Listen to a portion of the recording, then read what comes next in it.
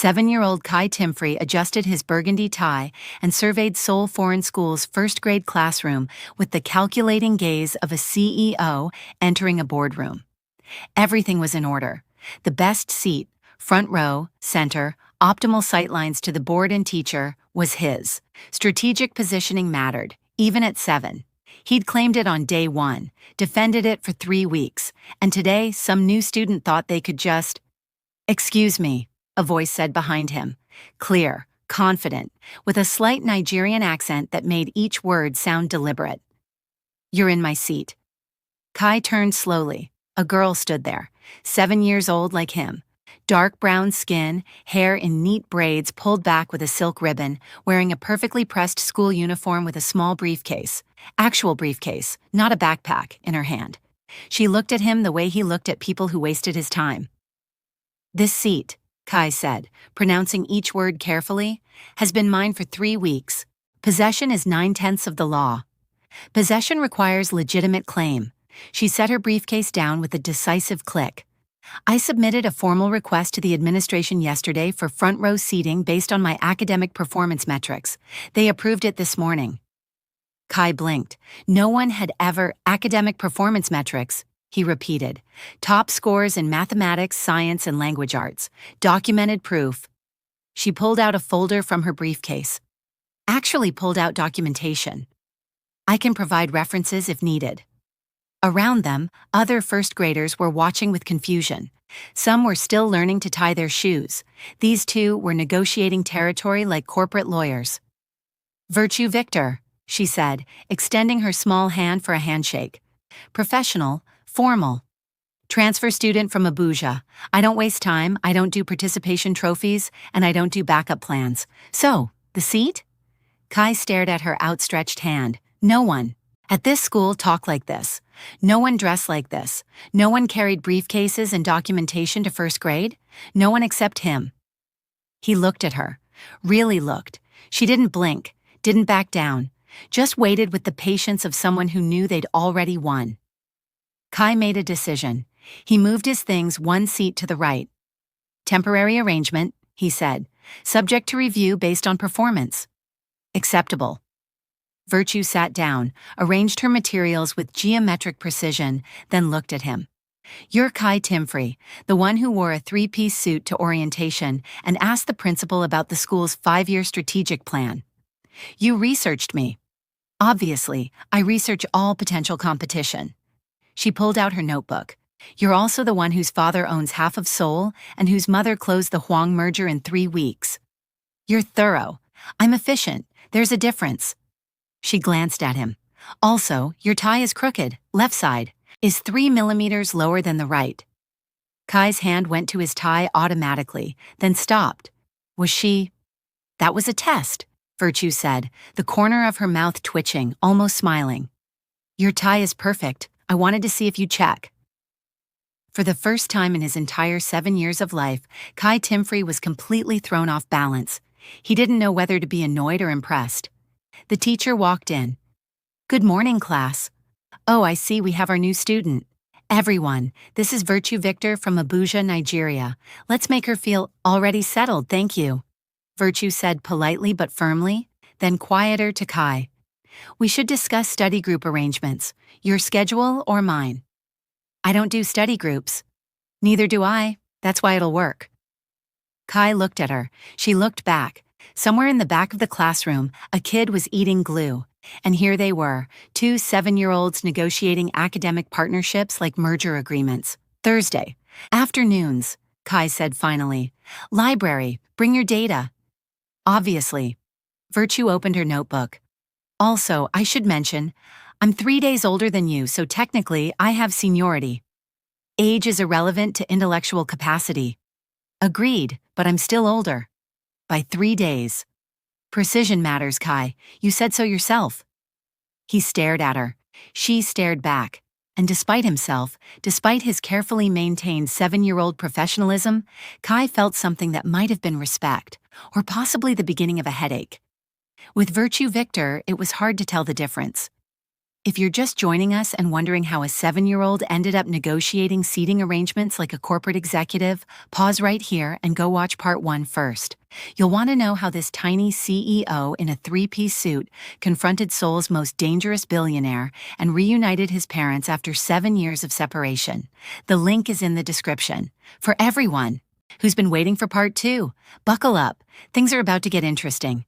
Hit that subscribe button because you won't want to miss what happens next. 3 months into living in Seoul, Roberta Timfrey had learned several important things. 1. Korean corporate law was simultaneously more rigid and more flexible than American law, depending entirely on who you knew and how well you navigated unspoken hierarchies. 2. Her mother-in-law's twice-weekly dinners were less about family bonding and more about subtle tests of Roberta's ability to handle chopsticks, speak Korean, and raise Kai according to standards that seemed to change weekly. 3. Her husband was possibly more attractive when he was being domestic than when he was being a billionaire, which was unfortunate because it made concentrating on work extremely difficult. And 4. Marriage to Han Min-jae came with complications she hadn't fully anticipated, like the fact that her current client's opposition had just threatened her in the parking garage of her law firm. Roberta sat in her car, hands still gripping the steering wheel, replaying the encounter in her mind. The man had been professional, polite even. Expensive suit, practiced smile, voice that never rose above conversational. "Mrs. Han," he'd said, appearing beside her car as she'd unlocked it. "A word?" She'd frozen, recognized him immediately. Park Min-seok, legal counsel for Daehan Industries, the company she was currently suing for environmental violations on behalf of a coalition of affected residents. "We should talk," he'd continued, leaning against her car like they were old friends. "About your case, the one that's causing so much disruption. If you want to discuss settlement terms, contact my office through proper channels." Settlement. He'd smiled. "That's one option. The other is that you drop the case entirely, walk away, tell your clients you can't continue representation." "And why would I do that?" "Because you're new to Seoul, Mrs. Han, new to how things work here. You're making powerful people very uncomfortable, and uncomfortable people make rash decisions." He'd straightened. "You have a family now, a son, 7 years old, I believe? Seoul foreign school, smart kid, very visible." Her blood had run cold. "Are you threatening my child?" "I'm providing context. Your husband is Han Min-jae. That's significant protection, but even he can't be everywhere." Park had pulled out a business card, placed it on her hood. "Think about it. You have until Friday to withdraw. After that, we pursue alternative strategies." He'd walked away, and Roberta had sat in her car, rage and fear warring in her chest until her hands stopped shaking enough to drive home. Now, pulling into the driveway of their house, she saw Min-jae's car already there. He was home early. Good, they needed to talk. She found him in the living room with Kai, both sprawled on the floor with what appeared to be architectural blueprints spread between them. "The structural integrity is compromised here," Kai was saying, pointing with a ruler. "If you're going to expand the building, you need to reinforce the foundation first. It's basic engineering." "It's a 50-year-old building," Min-jae said. "Reinforcement is expensive. So is rebuilding after collapse. Cost-benefit analysis favors prevention." "You're 7. And correct." Kai looked up, saw Roberta. "Mom, tell Dad that proper foundation reinforcement is non-negotiable in commercial construction." Roberta blinked. "What are you two doing?" "Dad brought home building plans. There are 12 critical errors. We're on number 7. "It's quality time," Min-jae said, rolling onto his back to look at her upside down. His long hair had come partially loose from its tie, falling around his face. "How was work?" She must have made a face because both Kai and Min-jae immediately sat up. "What happened?" Min-jae's voice changed, sharpened. "Nothing I can't handle." "Mom's cortisol levels are elevated," Kai observed. "Heart rate approximately 95 beats per minute. Respiratory pattern indicates stress. Something happened." "I'm fine, baby." "You're a terrible liar," Min-jae said, getting to his feet in one fluid movement. "What happened at work?" Roberta looked at Kai. "Can you give us a minute?"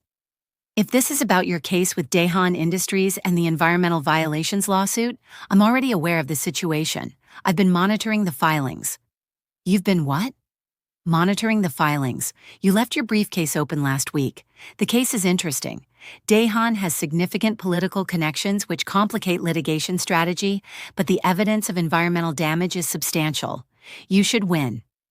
Min-jae looked at his son. You read your mother's case files? She left them accessible. That's implicit permission. That's absolutely not what that means. Agree to disagree.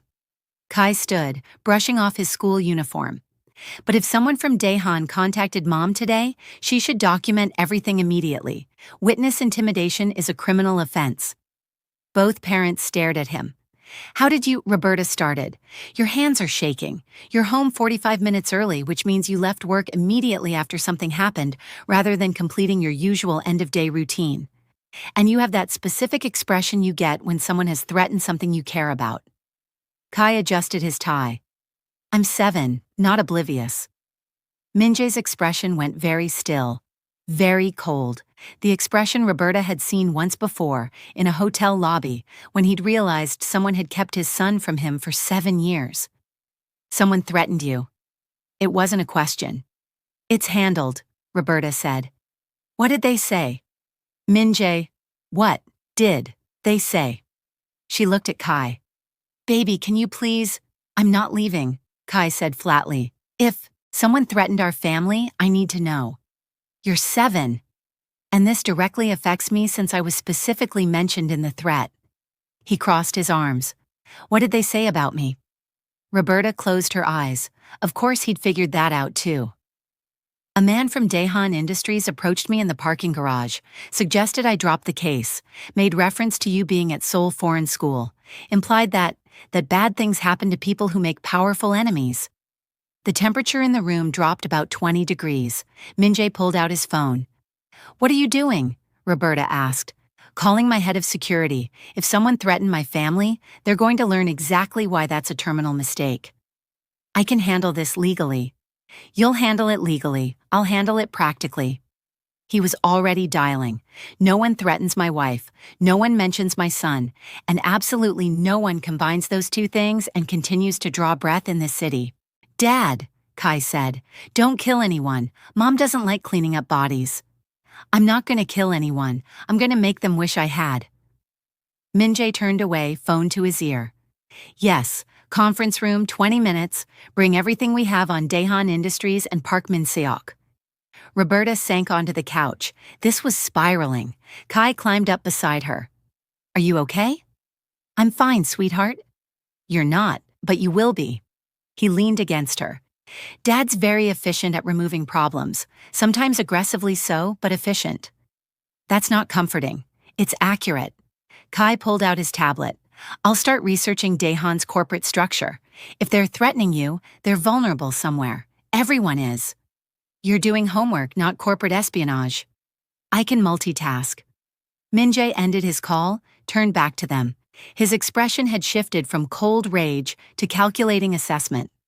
Here's what's going to happen. First, you're getting a security. Detail, non-negotiable. I don't need... You have someone following you to work, someone watching the house, and someone shadowing Kai at school, starting tomorrow. Dad, I don't need a babysitter. You're 7 and someone just used you as leverage against your mother. You're getting 3 babysitters. Kai opened his mouth, closed it. That's fair. Second, Min-jae continued, I'm going to have a conversation with Daehan's CEO, a very pointed conversation about professional boundaries and what happens when you cross mine. I can fight my own battles, Roberta said. I know you can. You've been doing it for 7 years without me. He crossed the room, crouched in front of her. But you don't have to anymore. Let me help. This is my case, and you're my wife, our son. His jaw tightened. No one gets to threaten what's mine. I'm not a possession. You're everything. He took her hands. Let me protect you, please. Roberta looked at him, at the man who'd spent 7 years searching for her, who'd reorganized his entire empire to be worthy of her, who looked at her like she was the sun and he'd been living in darkness. Fine, she said, but I'm keeping the case. I wouldn't expect anything less. And I'm going to win it. I know you will. Without your interference. I'm just going to have a conversation. Very civilized. Min-jae. Very civilized. Kai snorted. Dad's version of civilized usually involves someone losing their company. Only if they're unreasonable, Min-jae said. Roberta pinched the bridge of her nose. I married into a mafia family. Technically, you married the mafia family, Kai corrected. Dad is the mafia family. We're just beneficiaries of his questionable business practices. They're not questionable. You literally just threatened to destroy someone's livelihood. Only if they keep threatening your mother. That's definitionally questionable, Dad. Min-jae looked at Roberta. Your son is being difficult. He's your son, too. Only when he's being difficult. When he's brilliant, he's yours. That's not how genetics work, Kai said. If you're watching this and thinking, wait, is the 7-year-old the most rational person in this family? Yes, he is, and it only gets better from here. Make sure you're subscribed because Kai's about to teach some very powerful people a lesson in what happens when you mess with his mom.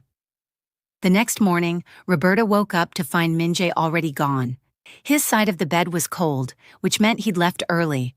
Very early, which meant he was handling the Daehan situation his way. She should probably be more worried about that. She found Kai in the kitchen, wearing his school uniform and eating meticulously organized breakfast while reading the business section of the Korea Times. Your father left early, she said, pouring coffee. I'm aware. He kissed my forehead at 5:47 a.m. and told me to protect you while he was gone. I told him I was 7 and also asleep. He said age and consciousness were irrelevant to duty. Kai turned a page. He's very dramatic in the mornings. Did he say where he was going? No, but his car headed toward Daehan Industries headquarters, and he was wearing the black suit. What's significant about the black suit? He only wears the black suit when he's going to ruin someone's day. Kai looked up. You didn't know that? We've only been married 6 months. You should learn his patterns. The black suit means corporate warfare. The navy suit means negotiation. The gray suit means family events. It's very consistent. Roberta sat down. How do you know this? I pay attention. Also, grandmother told me, she's very helpful with understanding Dad's behavioral patterns. He returned to his newspaper. She also said you're doing well with chopsticks, but your kimchi tolerance needs work. I'm not trying to increase my kimchi tolerance. You should. Family. Dinners are easier when you're not crying into your rice. I don't cry into my rice. You cried last Tuesday. That was from the spice, not emotion. The effect is the same. It suggests weakness. Kai folded his newspaper. Grandmother appreciates strength. I suggest you build spice tolerance systematically. Start with mild peppers. Work your way up. Roberta stared at her 7-year-old son. Are you seriously coaching me on how to impress your grandmother? Someone has to. Dad's useless at family politics. He just intimidates everyone into compliance. Kai slid off his chair, grabbed his briefcase. Speaking of which, I need to get to school early today. Virtue and I have a study session before class. The girl you gave your seat to? I didn't give it to her. We negotiated a shared seating arrangement pending performance review. What does that even mean? It means I like her, but I'm not going to admit it, so I'm couching our interactions in professional terminology. He adjusted his tie. It's very efficient. Kai? Yes? Do you have a crush on Virtue? His expression went very carefully blank. I'm 7. That's not an answer. I respect her intellectual capacity and appreciate her direct communication style. Still not an answer. She challenges me in ways my peers don't. Her analytical thinking is exceptional, and she's not intimidated by my family name or resources. He paused. Also, she's pretty, but that's secondary to her intelligence. Roberta bit back a smile. You like her. I respect her. You like her. Professional admiration is not the same as you like her. Kai's jaw set. I'm going to school now. This conversation is over. Kai has a crush, Roberta called after him. I'm 7, he called back, already heading for the door where his new security detail was waiting. I don't have crushes. I have strategic alliances. That's what your father said about me. That's different. How? Kai paused in the doorway, turned back. Because Dad was stupid about his feelings for 7 years. I'm not wasting that kind of time. If I'm going to have a strategic alliance with virtue, I'm going to be efficient about it. He left. Roberta sat in her kitchen, coffee cooling in her hand, and laughed until she cried. Her 7-year-old son had just out-logicked himself into admitting he liked a girl. She couldn't wait to tell Min-jae. Her phone buzzed. Text from her husband. Daehan's CEO has agreed to a meeting. 10 a.m. their headquarters. Problem is being handled. Don't worry, I love you. Roberta texted back. What did you do? Nothing illegal. Probably. Don't ask questions you don't want answered. Min-jae. I love you. See you tonight. Wear something nice. I'm taking you to dinner. We have dinner with your mother tonight. I canceled. Told her we needed date night. She approved. Apparently you need more practice being married to me. What does that mean? She says you're too independent. I told her that's why I married you. She said I was being difficult. I said I learned from the best. She hung up on me. Roberta smiled despite herself. Your mother terrifies me. She terrifies everyone. It's her signature move. Love you. Kiss Kai for me. He's already at school. Then kiss him when he gets home. I'm delegating parental affection to you until I'm done making people regret threatening my family. Please don't kill anyone. No promises. He sent a heart emoji. Roberta sent one back. Then she got ready for work, wondering what, exactly, her husband was doing at Daehan Industries headquarters, and whether she should be proud or terrified. Probably both. Min-jae walked into Daehan Industries like he owned it, which technically, after the morning's maneuvering, he sort of did. Daehan's CEO, Kim Sang-ho, met him in the building's executive conference room. 50s, expensive suit, practiced smile that didn't reach his eyes. Mr. Han, he said, extending his hand. This is unexpected. Min-jae didn't shake it. Is it? The smile flickered. Your legal counsel, Min-jae said, settling into a chair without being invited. Approached my wife yesterday, in a parking garage, made threats, referenced my son. I'm sure there's been a misunderstanding. There hasn't.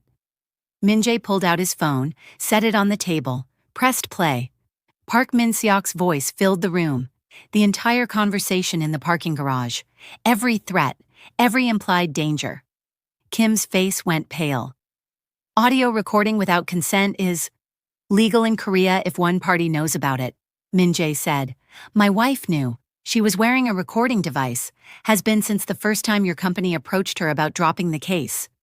That's smart? Yes, she's brilliant. That's why I married her. Min-jae leaned back. Here's what's going to happen.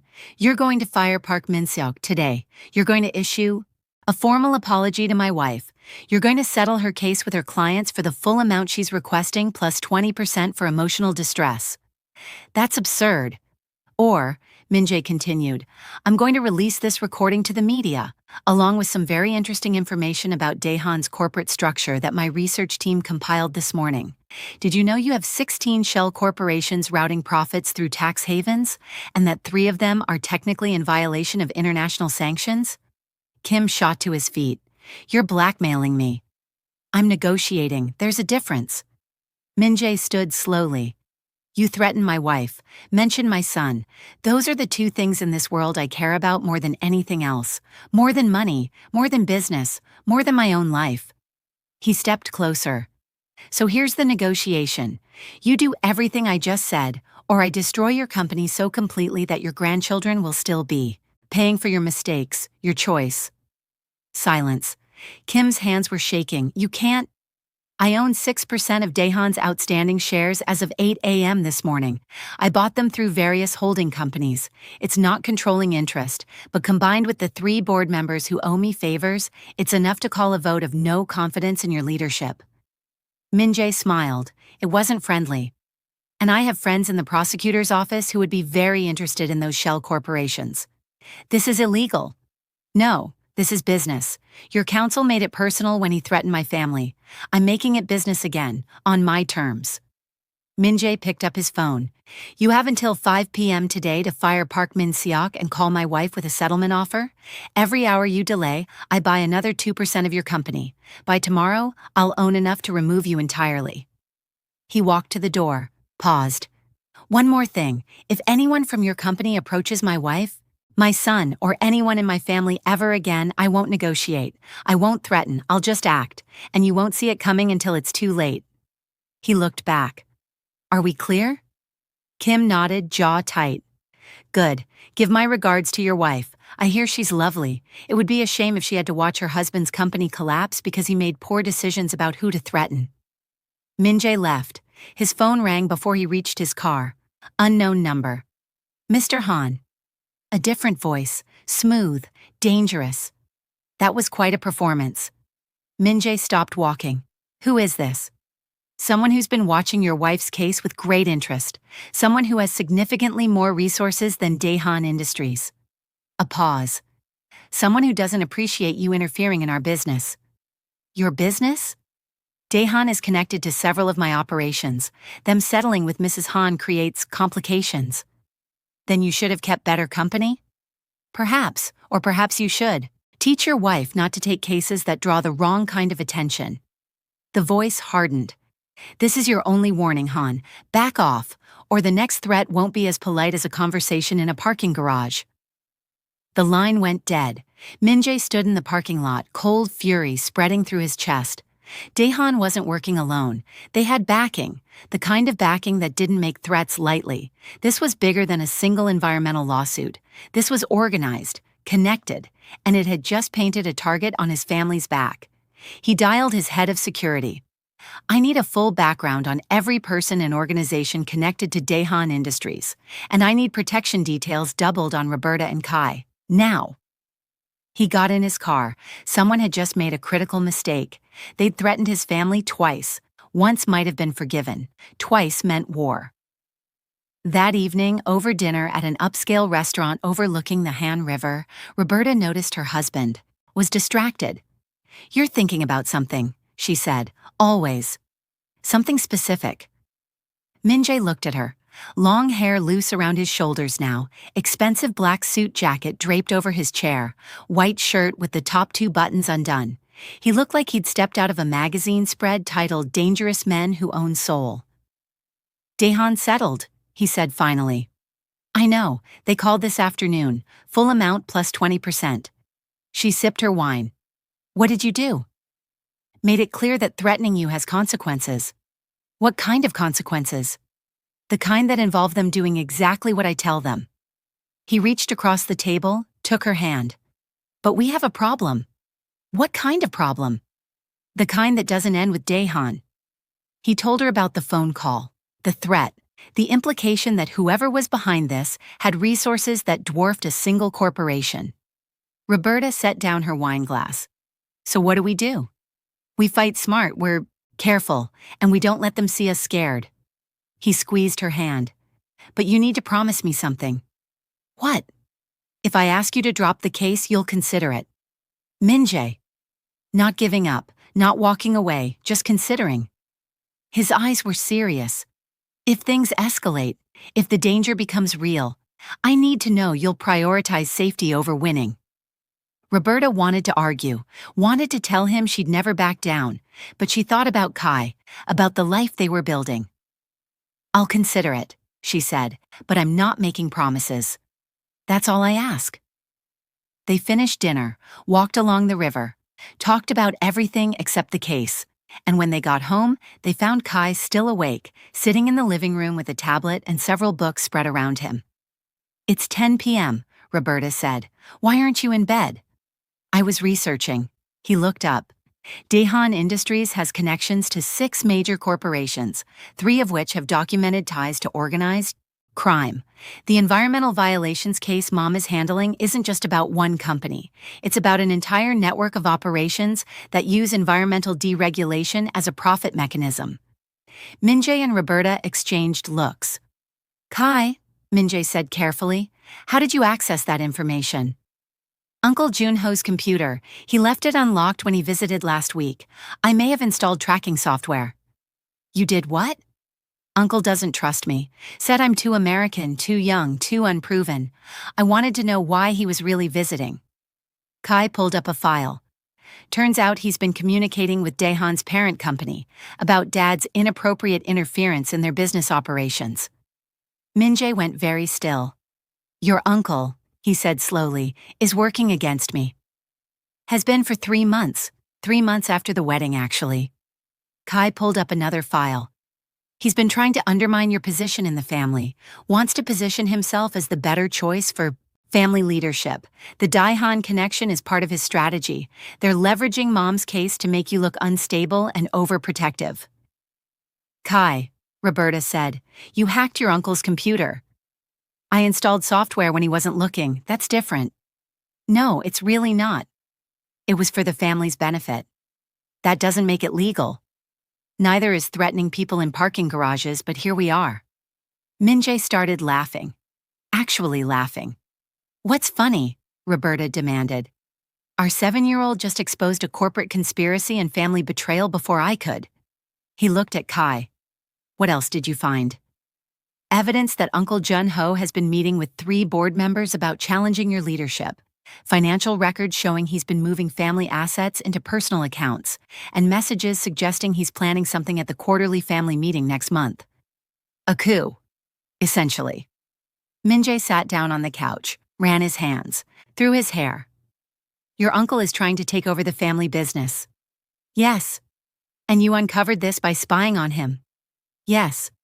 You're 7. We've established that. Can we move forward? Roberta sank into a chair. This is insane. This is family business, Min-jae said, which unfortunately is always insane. He looked at Kai. Does your uncle know you have this information? No, I've been careful. Good, keep it that way. Min-jae pulled out his phone. And Kai? Yes? Good work, but we're having a serious conversation about appropriate boundaries and not hacking family members. Can we have that conversation after we deal with Uncle's attempted coup? Absolutely not. We're having it now. You're grounded. Kai blinked. I just saved the family business. By doing something illegal and dangerous. Grounded. 2 weeks. No tablet except for homework. That's unreasonable. That's parenting. Mom. Kai looked at Roberta. This is unjust. You hacked your uncle's computer, baby. For good reasons. Still hacking. Kai crossed his arms. I'm 7, not 6. I should be allowed to make tactical decisions about family security. You're 7, not 17, Min-jae said. Grounded. End of discussion. This is exactly why I prefer strategic alliances over family relationships. At least Virtue appreciates my initiative. Virtue can appreciate your initiative at school, after your grounding is over. Kai glared at both of them, then gathered his materials with maximum dramatic flair and stalked toward his room. He paused at the door. For the record, he said, I'm right about Uncle Jun-ho, and you're going to need that information. For the record, Min-jae replied, you're still grounded. Kai disappeared into his room. Roberta looked at Min-jae. Did we just ground our son for saving your company? Yes. That seems counterproductive. He hacked his uncle's computer to expose a conspiracy using illegal methods. You literally blackmailed someone this morning. Min-jae opened his mouth, closed it. That's different. How? I'm an adult. I'm allowed to make morally questionable decisions in defense of my family. But Kai isn't. Kai is 7. He should be playing with Legos, not conducting corporate espionage. Kai hasn't played with Legos since he was 4, and even then, he built structurally sound replicas of famous architecture. Min-jae sank back against the couch. Our son is terrifying. I know. And brilliant. I know. And definitely yours when he's being difficult. He's yours when he's conducting corporate espionage. Fair. Min-jae pulled her down beside him. What are we going to do? About Kai being grounded? About Uncle Jun-ho trying to stage a coup, about whoever's behind the Daehan threats, about the fact that our 7-year-old has better intelligence gathering than my security team. Roberta leaned against him. We handle it, together, one problem at a time. Starting with? Uncle Jun-ho, if Kai's right, and he usually is, we need to shut that down before the family meeting. Agreed. Then the Daehan situation, find out who's really behind it. Also agreed. And then, Roberta said, we figure out how to raise a genius child who thinks hacking his relatives is appropriate problem solving. I have no idea how to do that last part. Neither do I. They sat in silence.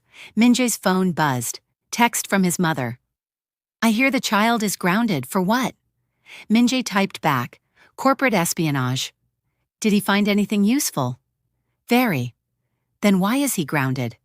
It was illegal. Welcome to the Han family. We have flexible ethics. Unground him and bring me the information he found. I'll handle Junho. Min-jae showed Roberta the messages. She started laughing. Your mother just told you to unground our son because his corporate espionage was productive. Apparently. This family is insane. I know. I married into insanity. You did. He pulled her closer. Regrets? Roberta thought about it, about the threats and the complications and the 7-year-old currently sulking in his room because he'd been grounded for saving the family business. Not even one, she said. Min-jae kissed the top of her head.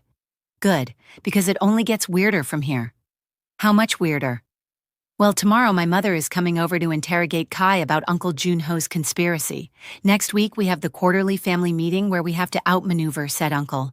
And the week after that, I believe we have parent-teacher conferences at Kai's school? Parent-teacher conferences seem normal. You haven't met Kai's teachers. They're terrified of him. Last month he corrected the math curriculum and the principal had to bring in a university professor to verify his work. He was right. Roberta groaned. Of course he was. Her phone buzzed. Text from an unknown number. Congratulations on the Daehan settlement. Enjoy it while it lasts. This isn't over. She showed it to Min-jae. His expression went cold. That's enough. Enough what? Enough warnings. Enough threats. He stood, pulled out his phone. If they want a war, they'll get one. But they're going to learn something very important first. What's that? No one threatens Han Min-jae's family and walks away intact. He made a call, and Roberta realized that the man she married wasn't just a billionaire or a former mafia boss. He was someone who would burn the entire city down to keep his family safe. And somehow, that should probably scare her. But it didn't, because she'd do the exact same thing. If anyone watching this thinks 7-year-old Kai conducting corporate espionage is wild, just wait. We haven't even gotten to the part where he exposes his uncle's conspiracy and watches him lose everything. Drop a like if you're loving this chaos, and keep watching because things are about to get even more complicated. The next morning, Min-jae's mother arrived at 6 a.m. sharp.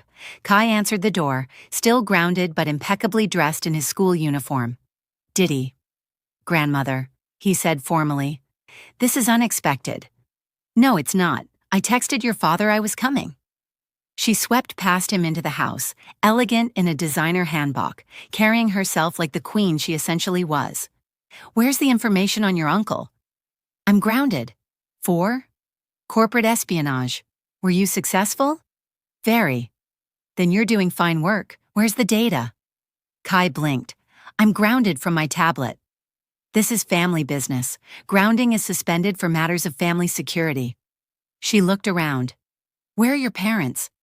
Mom's getting ready for work. Dad's on a conference call threatening someone. I believe it's the person who texted Mom last night. Good. He should be threatening people. It builds character.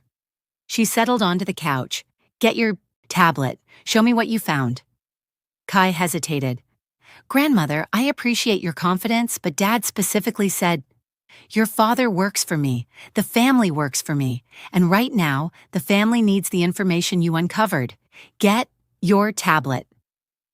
Kai got his tablet. 20 minutes later, Min-jae walked into the living room to find his mother and his son conducting what appeared to be a tactical briefing. Here, Kai was saying, pulling up files. Uncle Junho transferred 500 million won last week to this account. It's registered to a shell corporation, but the beneficial owner is Park Min-seok. The lawyer who threatened Roberta, Grandmother said. Exactly. Uncle Junho hired him specifically to go after Mom. The environmental case was convenient cover, but the real goal was to make Dad look unstable for overreacting to protect her. Strategic. Grandmother's expression was neutral, but her eyes were calculating. Junho always was clever, not clever enough, apparently. She looked at her grandson. What else? Kai pulled up more files. Min-jae cleared his throat. They both looked up. Mother, he said, I grounded him. I ungrounded him. Family business takes precedence. That's not how parenting works. I raised you. I know exactly how parenting works. She turned back to Kai. Continue. Kai looked at his father. I'm caught between conflicting authority figures. Choose the one who's scarier, grandmother said. That's you, Kai said immediately. Smart boy. Min-jae pinched the bridge of his nose. Mother, my brother is attempting to undermine your position and potentially destroy your family. Your wife is being threatened by people with enough resources to make good on those threats, and your son has uncovered the connection between these two things before your security team did. She looked at him. So you can either stand there being paternal, or you can sit down and help us plan how to handle Junho at next week's meeting. Min-jae sat down. For the record, he said, I don't like this. Your feelings are noted. Grandmother turned back to Kai. Show me the board member connections. Kai pulled up more files. Uncle Junho has been cultivating relationships with 3 board members. He's promised them preferential treatment if they support his takeover bid. Names: Lee Dong-gun, Park Sang-min, and Choi Young-soo. Grandmother's expression didn't change. I'll handle them. How? By reminding them that I'm still alive and still very capable of making their lives extremely difficult if they betray my son. She looked at Min-jae. You need to address Junho directly, before the meeting. Make it clear that we know what he's planning. That tips our hand. No, that gives him a chance to withdraw gracefully. If he refuses, we destroy him at the meeting. She stood. Family is everything, but family members who betray us learn that loyalty matters more than blood. You're going to disinherit him, Min-jae said. If necessary. She looked at Kai. Thank you for the information. You did well. Thank you, grandmother. You're welcome. Also, you're still grounded. What? But you just said... Family business is an exception to grounding. Once family business is concluded, the grounding resumes. She looked at Min-jae. Good parenting, maintaining boundaries while allowing necessary exceptions. Thank you? She left. Kai looked at his father. I'm very confused about whether I'm grounded or not. You're grounded except when you're doing corporate espionage for your grandmother, apparently. This family has very inconsistent disciplinary policies. Tell me about it. Min-jae sat down next to him. Kai, what you found, that was good work, important work, but it was also dangerous. I know. Uncle Junho is not going to be happy when he finds out you exposed him. I'm aware. And you did it anyway. Someone needed to. Kai looked at him. You've spent 7 years building this family back together. Uncle Junho was trying to tear it apart. I couldn't let that happen. Min-jae felt something tight in his chest. You protected the family. It's my family too now. Kai adjusted his tie. I know I'm only 7. I know I'm not Han blood except for you. I know Uncle and some of the others don't think I belong here, but this is my family, and I protect what's mine. Min-jae pulled his son into a hug. Kai stiffened. He hated unexpected physical affection, then gradually relaxed. For what it's worth, Min-jae said quietly, you're more Han than Junho will ever be. Blood doesn't make family. Loyalty does. Does this mean I'm not grounded? You're still grounded. I saved the family business. By hacking your uncle's computer. For good reasons. Still hacking. Roberta appeared in the doorway, dressed for work. Are you two arguing about grounding again? He's being unreasonable, Kai said. He's being a child who needs to learn that illegal activities have consequences, Min-jae said. You blackmailed someone yesterday. I'm an adult. That's not a valid ethical distinction. It's the only ethical distinction that matters. Roberta looked between them. I'm going to work. Try not to overthrow any governments while I'm gone. No promises, Min-jae muttered. Kai's phone buzzed. Text from Virtue. Study session canceled. I'm sick. Also, did you really get grounded for hacking your uncle's computer? The school office admin saw your security detail and mentioned it. That's very impressive. Kai typed back. Not supposed to be impressive. Supposed to be disciplined for it. Why? You exposed a conspiracy. That's what I said. Adults have weird priorities. Agreed. Feel better. We can reschedule when you're not sick. Thank you. Also, I'm not really sick. My parents are fighting and I needed an excuse to stay home. Don't tell anyone? Kai paused, considered. Do you need help? No, but thank you for asking. That was kind. Professional courtesy. You're a terrible liar, Kai Timfrey. You were being nice. I don't do nice. I do strategically beneficial. Keep telling yourself that. Kai looked at his phone, then made a decision. Dad? Yeah. Can we uninvite Uncle Junho from dinner this week? Why? Because I want to invite Virtue instead. Her parents are fighting and I think she could use somewhere calm to be. Minjae and Roberta exchanged glances. You want to invite your friend to family dinner? Roberta asked. Strategic alliance, Kai corrected. And yes, she's having a difficult day. Family dinners are supposed to be supportive, right? Right, Minjae said slowly. But Kai, that's a very emotionally aware suggestion. I'm efficient about my alliances. If Virtue is distressed, her academic performance might suffer, which would affect our study group productivity.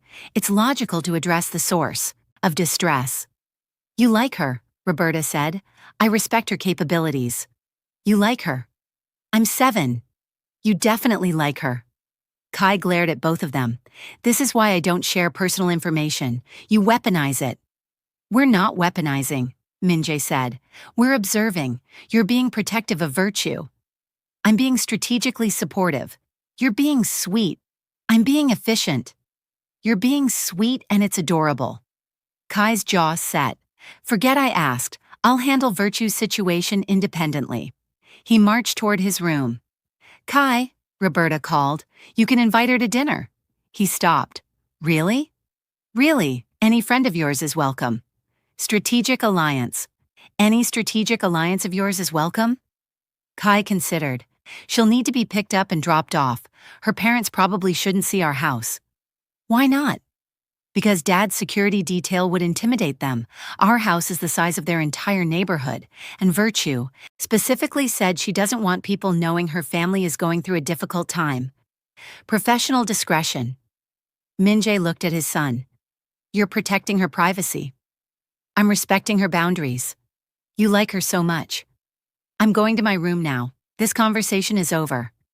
He left. Roberta looked at Minjae. Our son has his first crush.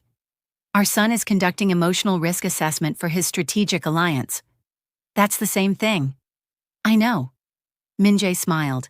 He's going to be impossible when he's a teenager. He's already impossible. Fair point. Roberta's phone buzzed. Text from the law firm. New development on Daehan case. Need you in the office ASAP. She showed Minjae. His expression hardened. What kind of development? I don't know, but I need to go find out. I'm coming with you. Minjae. Non-negotiable. Someone threatened you twice. Until we know who's behind this, you don't go anywhere without security. He grabbed his jacket. Besides, I want to meet whoever thinks they can intimidate my wife and walk away intact. You can't just show up at my law firm and threaten people. Watch me. Minjae. What? I'll be very polite, very civilized. You said that yesterday and someone's company is now half owned by you. And the problem is? Roberta pinched the bridge of her nose.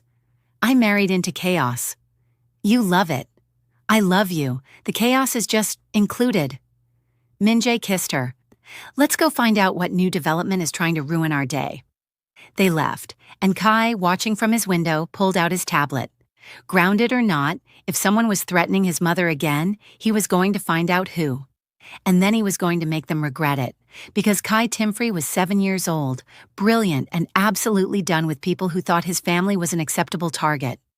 Time to show them exactly what a Han could do, even the small ones. At the law firm, Roberta's senior partner, Kim Sang-wook, met them in his office. Mrs. Han, he said, then seeing Minjae. And Mr. Han, this is unexpected. I'm protective, Minjae said, settling into a chair without being invited. What's the development? Kim Sang-wook looked between them. The Daehan case. Someone filed an injunction this morning blocking the settlement. Roberta sat forward. On what grounds? Improper legal procedure. Claims you coerced Daehan into settling through illegal means. He slid a file across the desk. They're accusing you of working with your husband to blackmail their company. Min-jae's expression didn't change. Interesting. Did you? Kim Sang-wook asked Roberta. No. Did your husband? I negotiated, Min-jae said smoothly, very aggressively, but everything I did was legal. Uncomfortable for them, yes, but legal. The injunction claims otherwise. Then they'll need to prove it, which they can't, because it didn't happen. Min-jae stood. Who filed the injunction? A corporate law firm, Beck and Associates. I know them, small firm, wouldn't handle something this big unless they had significant backing. Min-jae pulled out his phone. Which means someone powerful is behind this. That's what we thought, Kim Sang-wook said, which is why I wanted to talk to you, Mrs. Han. This case is getting complicated, potentially dangerous, and the firm has a reputation to protect. Roberta's blood went cold. Are you asking me to drop the case? I'm suggesting you consider the broader implications. You're asking me to drop it. I'm asking you to be realistic about what you're up against. I'm up against someone who threatened me in a parking garage and is now trying to intimidate me through legal maneuvering. I'm not backing down. Mrs. Han, I earned my place here. I closed the Huang merger in 3 weeks. I've won every case I've touched since joining this firm. And now, because someone powerful doesn't like losing, you want me to fold? I want you to be smart. I am being smart enough to know that if I back down now, every client will see me as someone who can be intimidated. Every opposing counsel will know they can threaten me into quitting. She stood. I'm not dropping the case. Kim Sang-wook looked at Min-jae. Can you talk to her? About what? Min-jae said. She's right. If she backs down, she loses credibility. And she worked too hard to build that credibility to let some coward with deep pockets take it away. This could affect the firm's relationship with major clients. Then find better clients, ones who don't threaten opposing counsel in parking garages. Kim Sang-wook's jaw tightened. Mr. Han, I appreciate your support of your wife, but this is a business decision. Then make the right business decision. Back her. Show Seoul that this firm doesn't bend to intimidation. That'll attract better clients than any amount of political maneuvering. Or it'll get us blacklisted by every major corporation in the city. Only the corrupt ones, the ones worth working with, will respect you for it. Min-jae stepped closer. Here's what's going to happen. Roberta is keeping the case. She's going to fight the injunction. She's going to win. And when she does, this firm is going to be known as the one that took on power and didn't blink. And if she loses? She won't. You can't guarantee that. Watch me. Min-jae turned to Roberta. Let's go. You have an injunction to fight. They left. In the car, Roberta was shaking, not from fear, from rage. They want me to quit, she said. I know. After everything I've done, every case I've won, they want me to just fold. I know. I'm not going to. I know. Min-jae reached over, took her hand. And I'm going to help you. How? By finding out who filed that injunction and making them regret it. His phone buzzed. He answered. Yes? His expression changed. When? Pause. How bad? Another pause. We're on our way. He hung up. What happened? Someone tried to break into Kai's school. Roberta's heart stopped. What? Security stopped them. No one was hurt, but they were specifically asking for Kai. Drive faster. Min-jae was already accelerating. They reached Seoul Foreign School in 15 minutes. Found Kai in the principal's office, perfectly calm, sitting with his security detail. Roberta rushed to him, pulled him into a hug. I'm fine, Mom. Someone tried to kidnap you. Someone tried to access the building using false credentials. My security detail stopped them before they got anywhere near me. I was in class the entire time. He pulled back. I'm fine, really. Min-jae was talking to the head of security. Description? Male, early 30s, said he was Kai's uncle, provided false documentation. We verified with the family registry, no match. Cameras? Got full footage. Send it to my phone, now. The security guard complied. Min-jae looked at the images. His expression went carefully blank. What? Roberta asked. He showed her. The man in the photo was wearing a Bayek and Associates Company badge, the same firm that had filed the injunction. They went after our son, Roberta said quietly. Yes. They threatened him directly. Yes. What do we do? Min-jae looked at her, then at Kai. We end this, he said.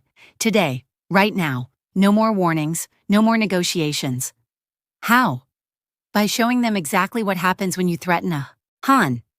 He made a call. Mother, it's time. Call the family meeting early, tonight, and tell Junho he's expected to attend. Pause. Because his business partners just tried to kidnap my son, and I'm going to make him explain why. He hung up, looked at the principal. Double security on Kai. No one gets near him without written authorization from me or my wife. No exceptions. Mr. Han. This isn't a request. The principal nodded. Min-jae crouched in front of Kai. Are you really okay? I am. Security was efficient. I was never in danger. Good. He put his hands on Kai's shoulders. Listen to me. What's about to happen? It's not going to be pleasant. Family is going to turn on family. Accusations will be made, and it's going to be ugly. I understand. No, you don't. Not yet. Min-jae's expression was serious. But you will, and I need you to remember something. None of this is because of you. This is about power, about people who thought they could use you, use your mother, use our family as leverage for their own gain. I know, Dad, and I need you to trust me. Whatever happens tonight, whatever you see or hear, trust that I'm doing what needs to be done to protect our family. Always. Min-jae pulled him into a hug, and Roberta realized that her husband wasn't just protecting their family. He was going to war, and God help anyone who got in his way. That evening, the Han family meeting convened early. Every major family member, every board member, the matriarch at the head of the table, and Junho, sitting across from Min-jae, smiling like he hadn't just tried to destroy his nephew's family. This is unusual, Junho said, calling a meeting with only a few hours' notice. Emergency circumstances, grandmother said. Someone attempted to kidnap my grandson this morning. The table went silent. That's terrible, Junho said. Do we know who? Yes, Min-jae said. Someone from Bayek and Associates, the same firm that filed an injunction against my wife's case this morning. The same firm you've been paying for the last 3 months. Junho's smile flickered. I don't know what you're talking about. Yes, you do. Kai's voice clear and calm from where he sat beside his father. You hired them to block Mom's case, to make Dad look unstable for protecting her, and when that didn't work fast enough, you escalated to direct action. This is absurd. I'm your uncle. I would never. You've been moving family assets into personal accounts, Kai continued. You've been cultivating board members against Dad, and you've been working with Daehan Industries backers to undermine our family's position. He pulled out his tablet. I have documentation, all of it, every transaction, every meeting, every communication. Junho shot to his feet. You hacked my accounts? I installed software on your computer when you left it unlocked. That's different. You're 7 years old, and you tried to kidnap me. Age seems irrelevant at this point. Grandmother slammed her hand on the table. Silence fell. Sit down. Junho sat. She looked at Kai. Show me. Kai pulled up the files, projected them onto the screen at the end of the conference room. Financial transfers, meeting schedules, email correspondence, text messages coordinating with Bayek and Associates, plans to use Roberta's case as leverage to make Min-jae look emotionally compromised and unfit for leadership. And there, in black and white, the message that made everyone at the table go pale. If legal pressure doesn't work, we'll need to apply personal pressure.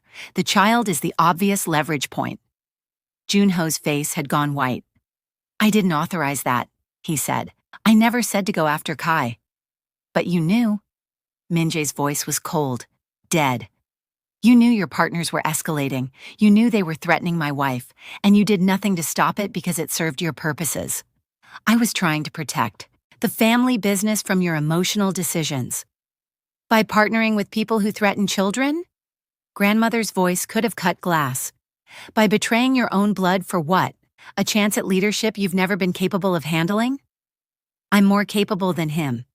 Junho pointed at Min-jae. He married an outsider, had a child with her, brought them into our family without consideration for tradition or... Enough. Grandmother stood. Roberta Timfrey is brilliant, accomplished, and has done more for this family in 6 months than you have in 6 years. Kai is the smartest child I've ever met, including you at his age, and Min-jae has built this company into something legitimate while you've been scheming in shadows. She walked around the table slowly. You want to talk about family? About tradition? Family means loyalty. Family means protecting each other. You've done neither. She stopped in front of Junho. You're out. You can't. I can. I am. You're removed from all family business operations effective immediately. Your shares revert to family trust. Your access to accounts is revoked, and you are no longer welcome at family gatherings until you can explain to me how you plan to make amends for what you've done. Junho looked around the table, at the board members who wouldn't meet his eyes, at family members who looked away. You're choosing him over me, your own brother. I'm choosing the family over your ambition. Grandmother returned to her seat. Leave, before I change my mind about being merciful. Junho stood, looked at Min-jae. This isn't over. Yes, Min-jae said quietly. It is, and Junho, if you or anyone you're associated with comes near my family again, mercy won't be an option. I'll end you so completely, you'll wish I just killed you instead. Junho left. The room stayed silent for a long moment. Then grandmother looked at Kai. Good work exposing him, though we still need to discuss appropriate methods of intelligence gathering. I'm already grounded, Kai said. For 2 weeks, I'm extending it to 3. What? Why? For giving your uncle access to your hacking skills by being careless with your security protocols. If you're going to conduct espionage, do it properly. Don't leave digital footprints. Kai's jaw dropped. You're grounding me for not being better at hacking? I'm grounding you for being sloppy. The Han family has standards. She looked at the board members. Anyone else want to question Min-jae's leadership? Now would be the time. No one spoke. Good. Meeting adjourned. She stood. Min-jae, Roberta, stay. We need to discuss the people behind Bayek and Associates. The room cleared. When it was just the 3 of them plus Kai, grandmother sat back down. Daehan Industries is a front. The environmental violations are real, but they're small compared to what's really happening. Someone is using them as a testing ground. For what? Roberta asked. Political. Influence. They're trying to prove they can manipulate legal outcomes. Make examples of people who challenge them. Your case became a demonstration of power. She looked at Roberta. Which means you're not just fighting a corporation. You're fighting someone who needs to be seen as untouchable. Who? I don't know yet, but I will. She looked at Min-jae. Double Kai's security, triple Roberta's, and start preparing for a long fight, because whoever this is, they're not going to stop just because Junho failed. I know. Good, now go home, spend time with your family. Tomorrow we go to war. They left. In the car, Kai was quiet. You okay? Min-jae asked. Uncle Junho really hated us. Not us, me. You and your mom just became convenient targets. That's not better. I know. Min-jae glanced in the rearview mirror. But it's over now. He can't hurt us anymore. You don't know that. Grandmother said the people behind this won't stop. Then we keep fighting. Together. Kai was quiet for another moment. Then, Dad. Yeah. Thank you for protecting us. Min-jae's throat went tight. Always, Kai. Always. At home, Roberta made hot chocolate. Kai sat at the kitchen counter, still processing everything. I made Uncle Junho lose his inheritance, he said. No, Roberta said firmly. Uncle Junho made himself lose his inheritance by being cruel and stupid and greedy. You just exposed the truth. But if I hadn't hacked his computer, he'd still be plotting against us. He'd still be dangerous, and eventually, he would have succeeded in hurting someone. She sat beside him. You protected this family, baby. That's nothing to feel guilty about. Even though I broke the law? Even though you broke the law, though you're still grounded. I know. He sipped his hot chocolate. Mom? Yeah? What happens now? Now we keep living our lives. You go to school, I fight my case. Dad runs the company, and we all watch out for each other. That's it? That's everything. She kissed the top of his head. We survived today. Tomorrow we'll survive whatever comes next. Together. Min-jae appeared in the doorway. Virtue's parents just called. Said she mentioned you invited her to dinner? Yes, her parents are fighting. I thought she could use somewhere calm. Kai looked between them. Is that still okay? More than okay. I'll have the driver pick her up Friday. Min-jae paused. Her parents don't know about today, do they? No, and they won't. Professional discretion. You're protecting her. I'm being a good strategic alliance. Min-jae smiled. You're being a good friend. That too. Later, after Kai was in bed, Min-jae found Roberta in her study. You're still working? He asked. Fighting the injunction. If I'm keeping the case, I need to be prepared.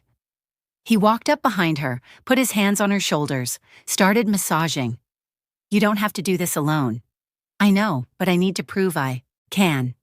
You've already proven it, to everyone who matters. Not to me. She leaned back against him. Kim Sang-wook asked me to drop it. My own senior partner thinks I should quit. Then prove him wrong. I intend to. Good. He kissed her neck. Now come to bed. You can prove people wrong tomorrow. Tonight, I want my wife. Roberta smiled. I have work to do. And I have something to show you in the bedroom. What is it? Can't you show me here? Not in the study. Why not? Because last time we tried that, you got just one email to check, and that was one time. It was 3 times, I counted. I was in the middle of important. You're always in the middle of something important, which is why we're going to the bedroom, where there's no laptop, no case files, no distractions. She tried not to smile. So this is strategic? This is survival. Your study is where work goes to multiply. That's not even scientifically accurate. Neither is you. Claiming just 5 more minutes and I do not. Roberta. Bedroom. Now. Min-jae. Please? He pulled her to her feet. Just for an hour, then you can come back to work. She looked at the brief on her screen, then at her husband. 1 hour. I'll take it. He was pulling her toward the bedroom when they encountered Kai in the living room, in pajamas with a juice box. Kai, Min-jae said, what are you doing up? Getting a drink. Why are you pulling Mom toward the bedroom? I have something to show her. Kai looked between them. His expression went carefully neutral. Is this going to involve noise? Kai? It's a valid question. Last month I could hear you two talking very loudly through the walls. Roberta's face went hot. You were supposed to be asleep. I was trying to sleep. The noise made that difficult. Min-jae looked mortified. We'll be quieter. You said that last time. Or you could just not. We're married, Kai. This is normal. Married people behavior. Normal doesn't make it less awkward for the child whose room is next to yours. Your room is down the hall. Sound travels. Roberta covered her face with her hands. This is the worst conversation we've ever had. Agreed, Kai said, which is why I'm proposing a solution. I'll move to the guest room tonight. You two can have your privacy, and I can actually sleep. You're not moving to the guest room, Min-jae said. Then I'm getting noise-canceling headphones. Also acceptable. Good. Are we done with this horrifying conversation? Please. Kai grabbed his juice box, started toward his room, then paused. Also, I'm not 6 anymore. I'm 7. If you two are going to disturb my sleep schedule, please at least acknowledge my correct age. What does your age have to do with... Mom called me 6 yesterday. Then you both keep saying I'm too young to understand things. I'm 7, not 6. 7. He looked at them. Accuracy matters. He left. Roberta and Min-jae stood in the living room. Did our son just correct us and negotiate sleep arrangements around our marriage? Min-jae asked. I think he did. And then leave like that was a normal conversation. Apparently. I love him, but he's so weird. He's your son. He's definitely yours when he's being difficult. Roberta started laughing, couldn't stop. Min-jae joined in. And eventually they made it to the bedroom. And Kai, in his room with brand new noise-canceling headphones, texted Virtue. My parents are impossible. All parents are impossible. That's their job. Mine are especially impossible. Because they love each other? Because they love each other loudly. LOL, you poor thing.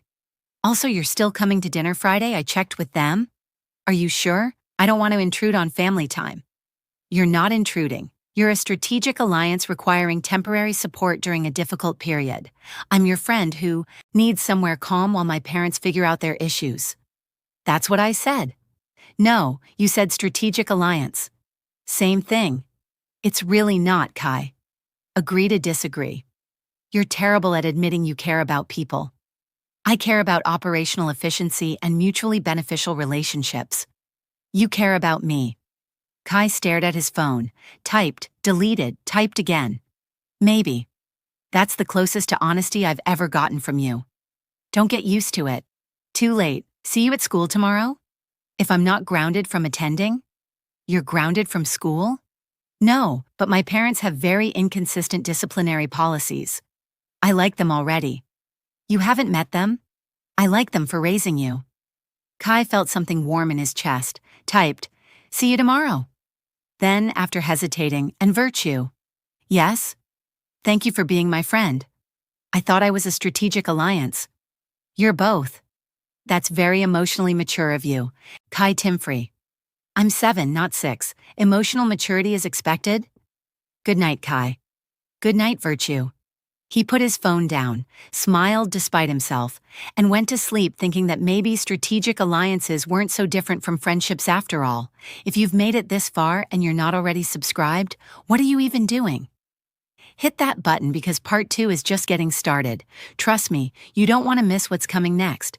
Drop a like if you're loving this chaos and drop a comment telling me your favorite Kai moment so far. 3 weeks later, life had settled into something resembling normalcy. Min-jae had destroyed Bayek and Associates so completely that they'd dissolved the firm rather than continue operating. The people backing them had gone silent, at least temporarily, and Jun-ho had moved to the family's Busan properties, effectively exiled. Roberta's case was moving forward. The injunction had been dismissed, and her partner had apologized for suggesting she drop it.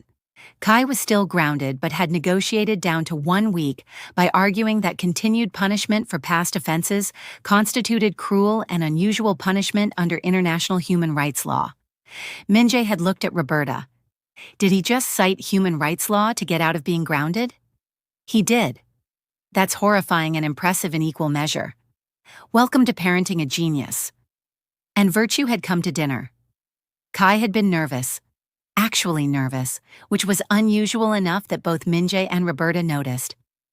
It's just dinner, Roberta said, watching her son adjust his tie for the 4th time. It's the first time my strategic alliance is meeting my parents. First impressions matter. Kai, we're not going to interrogate her. Dad will. I won't, Min-jae called from the kitchen. You interrogated my chess tutor. That was different. He was 40 and asking you to meet him alone in parks. For chess tournaments. Alone, in parks. Public parks with witnesses. Virtue arrived exactly on time, wearing an elegant dress and carrying a small gift box. Mr. and Mrs. Han, she said with perfect politeness. Thank you for inviting me to dinner. My parents send their regards. She handed Roberta the gift box. You didn't have to bring anything, Roberta said. Nigerian custom, never arrive empty-handed. She looked at Kai. You adjusted your tie 4 times. It was perfect the first time. I was ensuring optimal presentation. You were nervous. I was. Kai stopped, looked at her. Maybe a little. That's honest. I like that. She smiled. I was nervous too. Really? Really, you talk about your family constantly. I wanted to make a good impression. You're already making a good impression, Min-jae said, appearing from the kitchen. Anyone who can get Kai to admit he's nervous is clearly impressive. Dinner was surprisingly easy. Virtue matched Kai's energy perfectly. They debated economic theory over the main course, argued about the merits of different chess openings during dessert, and collaborated on critiquing grandmother's latest business decision during coffee. Afterward, while the adults cleaned up, Kai and Virtue sat in the living room. Your parents are nice, Virtue said. They're adequate. They love you very much. I'm aware. And they love each other. You're lucky. Family that works is rare. Kai looked at her. Your parents? Still fighting, but less. Counseling is helping. She was quiet for a moment. Thank you for inviting me, for giving me somewhere calm to be. Strategic alliances support each other during difficult periods. Friends support each other during difficult periods. That's what I said. No, you said strategic alliances. Virtue. Yes? We're friends. She smiled. I know, I just wanted to hear you say it. You're devious. I'm efficient. That's my line. I'm appropriating it. You can't just appropriate my signature phrase. Watch me. They argued for another 20 minutes about intellectual property rights and phrase ownership, and Min-jae, watching from the kitchen, leaned over to Roberta. Our son found his person. What person? They're 7, and they're perfect for each other. He pulled her close. Like us.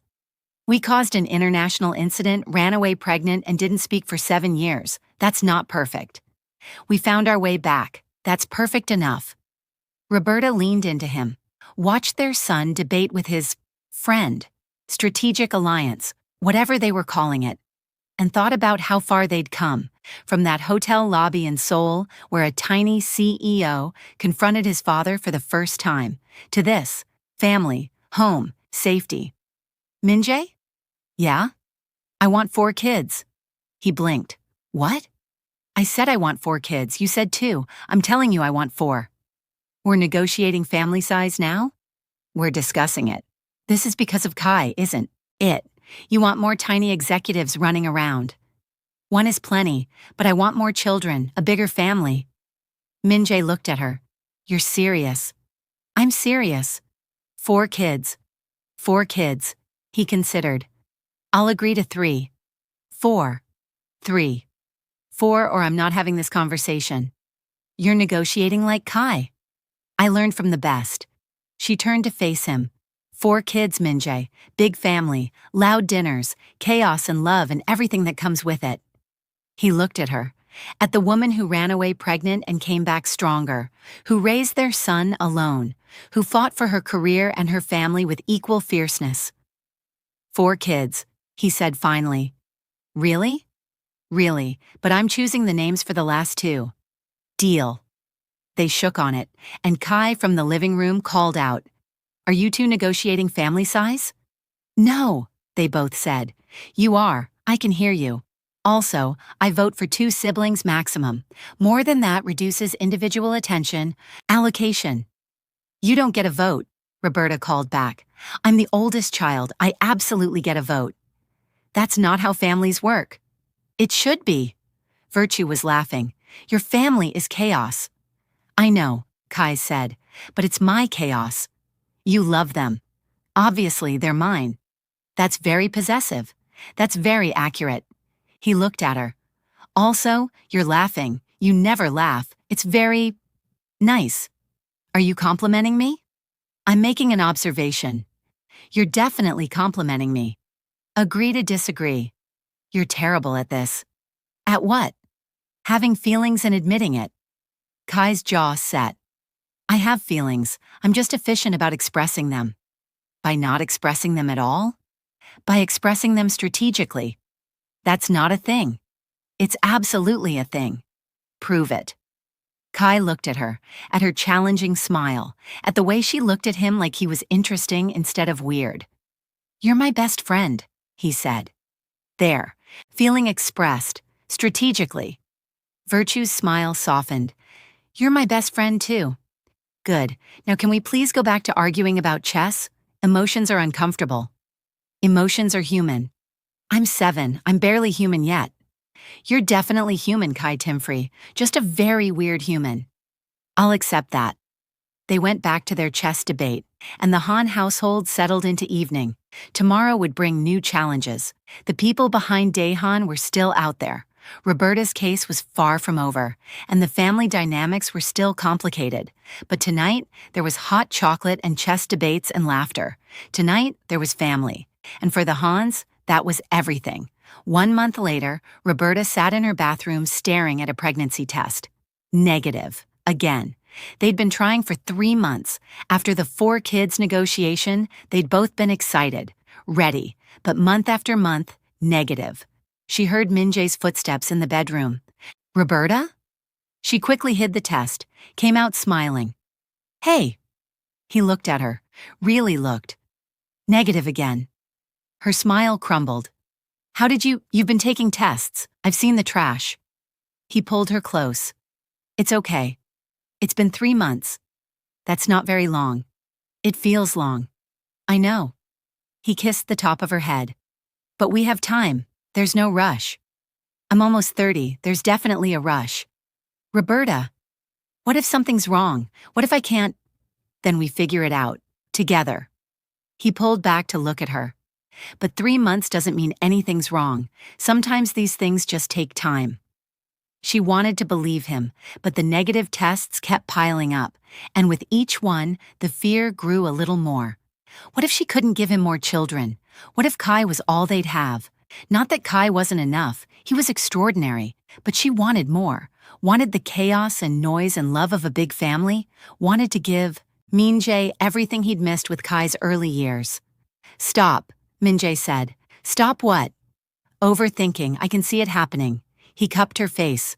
We have time. We'll keep trying. And if it doesn't happen naturally, we'll explore other options. But you're not broken. This isn't failure. It's just timing. You're being too understanding. I'm being realistic and patient because you're worth waiting for. She kissed him and tried to believe everything would work out. But the fear lingered. 3 more months passed. 6 months total of trying, still negative. Roberta made an appointment with a fertility specialist. Min-jae came with her. The doctor ran tests, did blood work, checked everything. Mrs. Han, the doctor said in the follow-up appointment, everything looks normal. Your hormone levels are good. No structural issues. Sometimes conception just takes time. 6 months feels like a long time. It can feel that way, but medically we don't typically intervene until after a year of trying. You're healthy. Your husband's healthy. There's no reason to think this won't happen naturally. The doctor smiled. Try to relax. Stress can actually make conception harder. They left the appointment. In the car, Min-jae took her hand. We keep trying. No pressure, just us. Okay. And Roberta? Yeah? Even if it's just the 3 of us. Even if Kai is our only child. That's enough. That's more than enough. She squeezed his hand and tried to believe it. But the wanting didn't go away. 2 more months, 8 months total. Roberta had stopped taking tests, stopped tracking, stopped thinking about it. Or tried to anyway. And then one morning, she woke up feeling nauseous, ignored it. It happened again the next day and the next. On the 4th day, Min-jae noticed. You're pale. I'm fine. You barely touched breakfast. Not hungry. Roberta. She looked at him. Take a test. Min-jae. Please, just take one. She took one, stared at it while the timer counted down. Didn't want to look, couldn't bear another negative. The timer went off. She closed her eyes. Looked. 1 line. Negative. Again. She stood there, numb. 8 months of trying.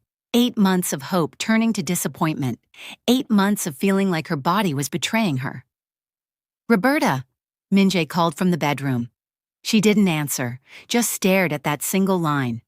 He appeared in the doorway, saw her face. Negative? She nodded. He moved to hold her. She stepped back. Roberta, I need space. I said I need space. Her voice cracked. Please, just give me space. He stopped, hands falling to his sides. Okay. She locked herself in the bathroom, and for the first time in 8 months, she let herself cry. Really cry, not silent tears, not controlled sadness, full body-shaking sobs that she couldn't stop, because she was tired of trying, tired of failing, tired of watching Min-jae pretend he wasn't disappointed when she could see it in his eyes every single time, tired of feeling broken. The next few weeks were hard. Roberta pulled away, not dramatically, not obviously, but she did. Worked later, came home exhausted, went to bed early, avoided intimacy, avoided conversation, avoided anything that might lead to talking about the thing they both weren't saying. And Min-jae tried. God, he tried. Brought her favorite foods, suggested date nights, reached for her hand, but she pulled away every time. Not because she didn't love him, but because loving him hurt when she couldn't give him what he wanted. One evening, Kai found her in her study. "Mom?" "Yes, baby." "Are you and Dad fighting?" "No, why?" "Because you don't talk anymore, and Dad looks sad, and you lock yourself in here every night." She looked at her 7-year-old son, too perceptive, too smart. "We're just going through something. It's not about you." "Is it about the baby?" Her breath caught. "What baby?" "The one you're trying to have. I know you've been trying. I hear things, see things." He climbed into her lap. "Is it not working?" "It's got complicated." "Are you sad because you can't get pregnant?" Tears filled her eyes. "Yes." "Is Dad sad too?" "I think so, but he's trying to be strong for me." "And you're trying to be strong for him?" "Something like that."